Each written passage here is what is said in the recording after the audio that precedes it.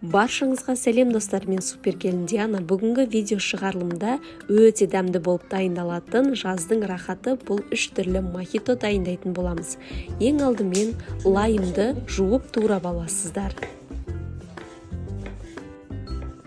Лимонадты сәндеу үшін 3 туралған лаймды бөлек алып қоясыздар, ал қалғанын турап аламыз.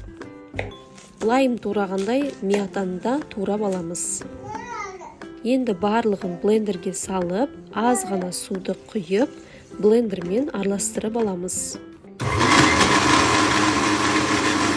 Дайын болған сиропты сүзгіштен өткізіп аласыздар. Келесі кезекте апельсин сиропын дайындаймыз. Су, қант қажет болады.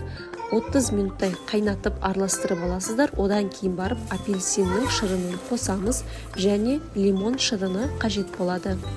20 минуттай араластырамыз. Келесі кезекте клубниканың сиропын дайындаймыз. Клубниканы турап алып, блендердің ішіне салып, араластырып аламыз.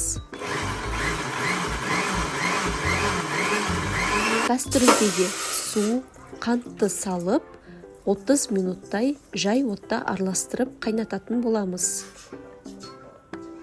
30 минуттан кейін блендермен араластырылған клубниканы салып, қайтадан 20 минут араластырамыз жай отта. Сироп суыған соң стакандарымызға құямыз.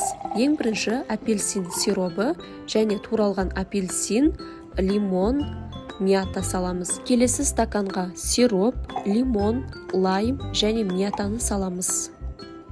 Үшінші стаканға құлпынайдың сиробы және туралған құлпынай, мятаны салатын боламыз. Мохито мұздай дәмді болуы үшін мұз саламыз.